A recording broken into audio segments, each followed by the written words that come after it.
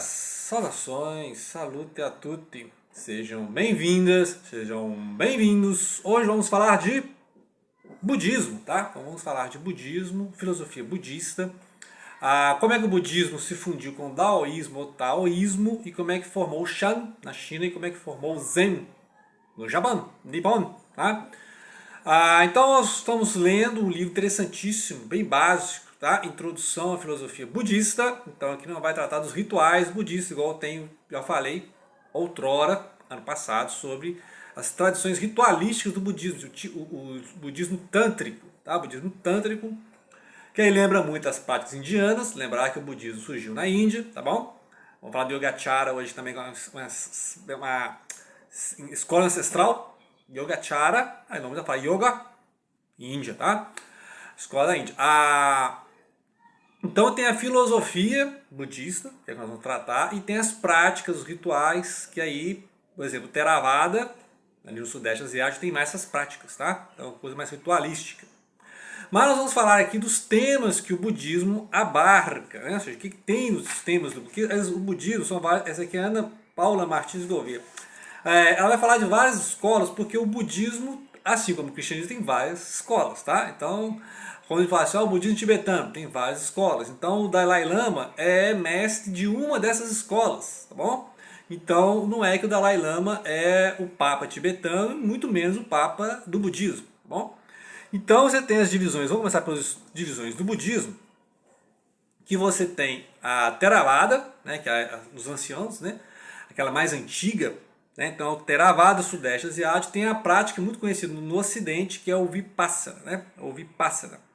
E você tem o Mahayana, tá? Que é a tradição que tá tibetana, tá? Só que o tibetano também é chamado de Vajrayana. Vajrayana, tá? Que é muito ligado ao Tantra, então fala o budismo tântrico, tá? Então tem essa, porque Tantra também não é só, por exemplo, práticas da sexualidade, tá?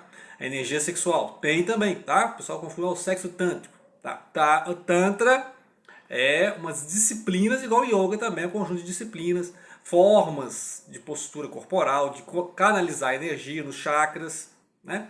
Lembrar dos 7 chakras da filosofia, da medicina oriental. Então o pessoal fala, o Tantra, sexo. Não, sexo tem a ver, tá? Tem a ver. Mas como o pessoal fica focado num dos temas, lembrar que a sexualidade no Oriente é muito tranquila, tá? É tudo integrado, tudo junto. Não tem esse negócio de separar o setor, não. Então, o Mahayana, você tem a diferença em relação ao Theravada, que o Mahayana tem a presença dos Bodhisattvas, que vão ajudar as pessoas no seu processo de meditação, disciplina e alcançar o Nirvana, que é esse o objetivo do budismo. É você parar de ficar reencarnando, né? O ciclo de samsara, igual lá no hinduísmo, nas várias escolas hinduístas. E aí você alcança o Nirvana, que é a sua mente vai se juntar com o todo, vai sumir a ideia de ego, porque o ego é uma ilusão, tá? Esse dualismo é o que interessa para o budismo é acabar com esse dualismo, né? Assim como o taoísmo, só que o taoísmo já fala que não tem dualismo. Dualismo, né, é uma ilusão. Então, você tem no budismo Shan, lá na China, uma fusão desse taoísmo, né, do Lao Tzu, ou Lao Tzu, e ele teve então as fusões, né? Lembrar que o taoísmo é mais ritualístico também, é mais místico, né? E aí juntou essas doutrinas do budismo, Yogacara, que é a questão da mente, apenas a mente, e aí formou-se depois o Zen budismo. Para falar do daoísmo, né, que nós estamos falando da China, dou uma dica esse livro aqui, ó, o livro Caminho Perfeito, o Tao Te Ching. Tao Te Ching, o livro Caminho Perfeito, que é do Lao Tse, vai falar justamente disso aí, tá? Da questão de deixar a mente fluir, o Wu Wei, né? O Wei, que é deixar fluir, tá? A questão da naturalidade, da espontaneidade, tá? O rio flui, tá? Então são as práticas interessantes. E se você conhecer o Tao Te Ching, e aí tem o I Ching, que é o oráculos, né? Oráculos que são usados na China. Então, essa aí, o que une os vários budismos, tá? Igual o cristianismo, tem vários cristianismos, mas você tem uma união, a figura de Cristo, o sacrifício de Cristo, tá?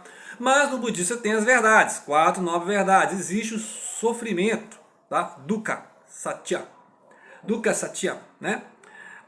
Você tem as causas e origem deste sofrimento, a segunda nobre verdade. Depois você tem a cessação deste sofrimento. Então você vai aprender técnicas, disciplinas, controle da mente para você cessar esse sofrimento. Tá? E você tem um caminho do fim desse sofrimento. Tá? Então o caminho, o nobre caminho de como é que você vai, na prática, né, vai acabar com o sofrimento. E aí, claro que tem as práticas do budismo, né, que você não pode, você não vai matar, né, tipo tem os 10 mandamentos, então você tem no budismo não matar, não roubar, não mentir, não semear discórdia, né, paga fofoca, não ter a deslimite sexual, né, promiscuidade, por exemplo, né, não ofender, e aí também a tagarelice, a ganância, tá? Não guardar rancor, não tramar contra a vida do outro, não tramar, ó, que interessante, não tramar contra a vida, não é só não matar, tá? Então se você já pensa mal do outro, né? E para eles negar o karma também é uma coisa ilícita, né? Porque é da tradição deles, é igual no cristianismo você negar a ressurreição.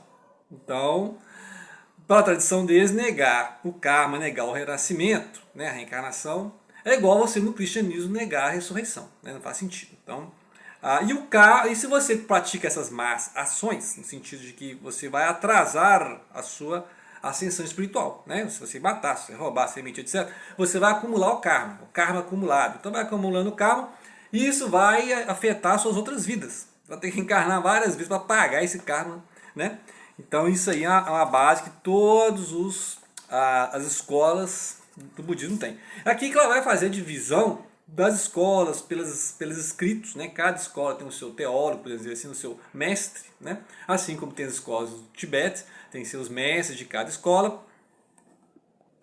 Então você tem os mestres de cada escola, tá? Então, por exemplo, se eu pegar uma escola aqui, Yogacara, tá? Yogacara é uma das mais tradicionais, quase extinta, tá? Tem pouca gente que segue.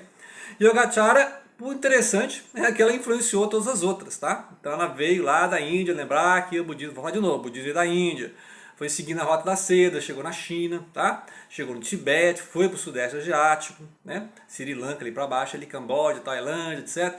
Foi para China e Japão, tá bom? Então é uma das 6 escolas mais famosas, só que ela está quase extinta e ela influenciou todas as outras, tá? E é uma tradição que vem desde Yoga, que é uma tradição, né, junto com Tantra, é tradição indiana, tá? Então, lembrar que na China você tinha o taoísmo, o daoísmo e o confucionismo, e no Japão você tinha o shintoísmo, tá?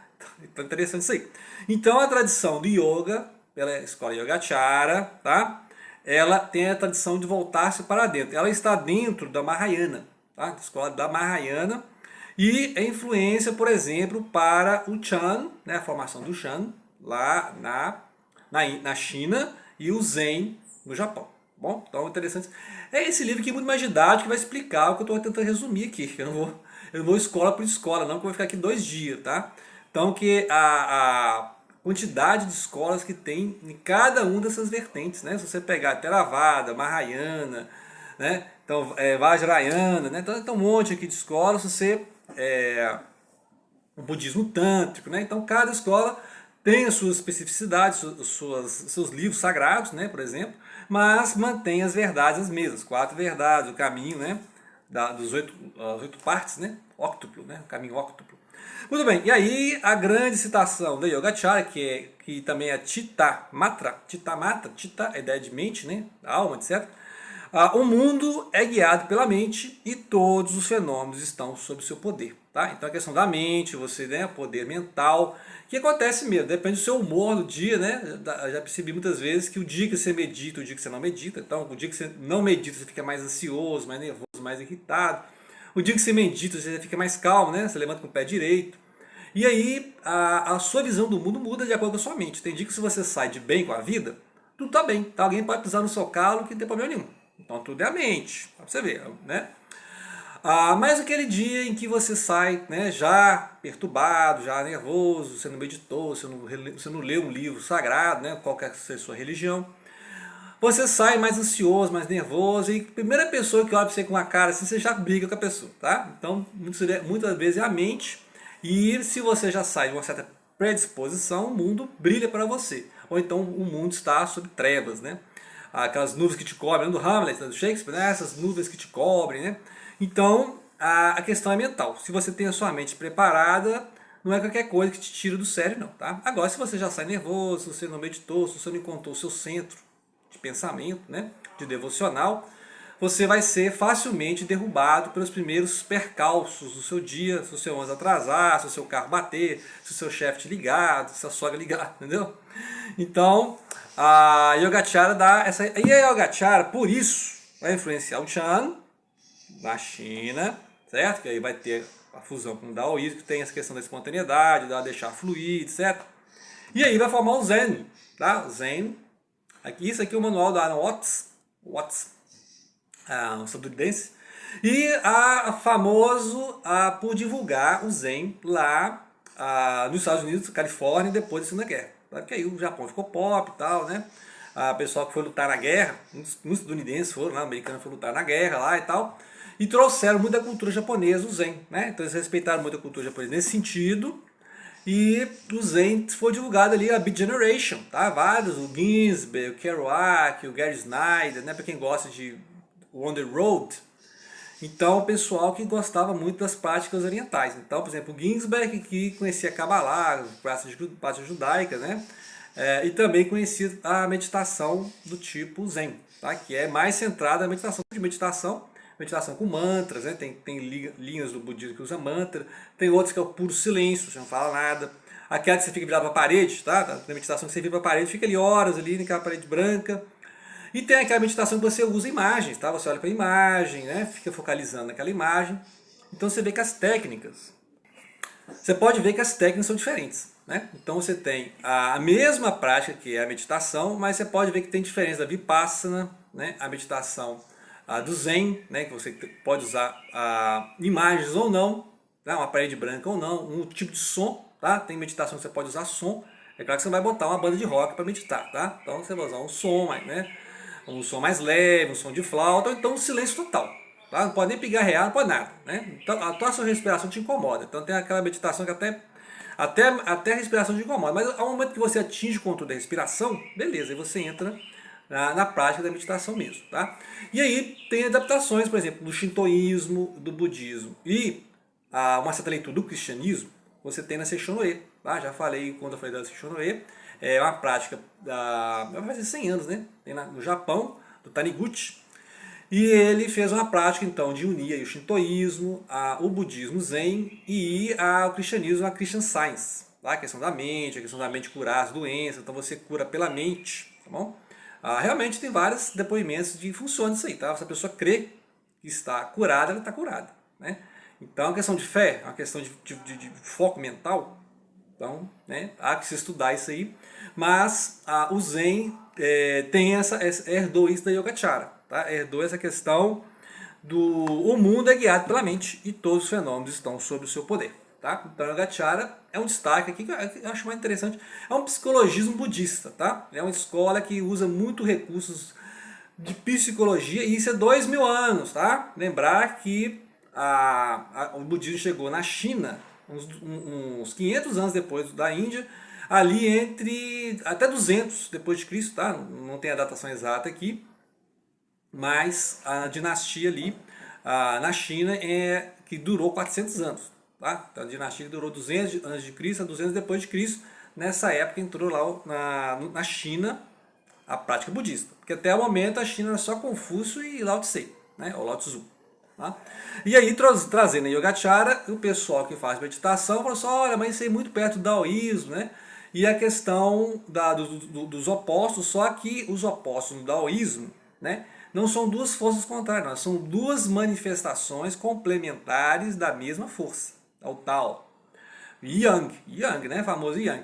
E assim como o budismo, né, assim como é o budismo, o taoísmo também não tem um dualismo. Então ele teve uma conjunção legal das duas, né, para formar o Shan, depois o Zen. Tá? Então é basicamente as dicas isso aí, para você, obviamente, não sei nada de taoísmo. Então tem essa tradução aqui, o livro do Caminho Perfeito. Tá? Então você vai ler primeiro, não sei nada de taoísmo, mas você vai ver como é que é. Aí você vem aqui no budismo, tá bom? Que vai chegar na China. E aí depois, você quer saber como é que é o Zen no Japão, isso aqui é bem introdução, viu? Bem introdução. E como é que chegou no Ocidente. Depois você vai, né, procurando aí a escola que mais te interessa, a prática que mais te interessa. Você pode começar com o Shishokan da Shishonoe, depois você vai para outras práticas, né? Tem várias escolas, né, de budismo ou sincréticas do budismo, né? E tem o budismo puro, né? Se você tiver a oportunidade de ir na Índia ou ir no Sudeste Asiático, né? Se puder ir no Japão, e aí você vai ver as várias escolas na prática, né? Como é que são esses métodos de respiração, né? De postura corporal, alinhamento dos chakras, né? Então, cada escola vai ter uma ênfase, a questão da vacuidade, o vazio, o não ego, o desapego, tá? E a questão do agacharya é mais a mente, tá? A mente olhando para a própria mente, a mente se adentrando, tá? Então você vai esvaziando suas camadas que você acha que é o eu, né? As camadas que você acha que é a sua mente, e aí você entra no que é um super eu, né? O eu verdadeiro, tá? Tô lembrando aqui do Walt Whitman, né? O Walt Whitman tem a poesia dele. Por isso que o Ginsberg gostava do Walt Whitman, né? Uma questão de adentrar-se e tirar as camadas que a gente julga ser o eu, né? As camadas do ser, até atingir ou não. Até atingir ou não o que a gente seria a nossa própria essência, né?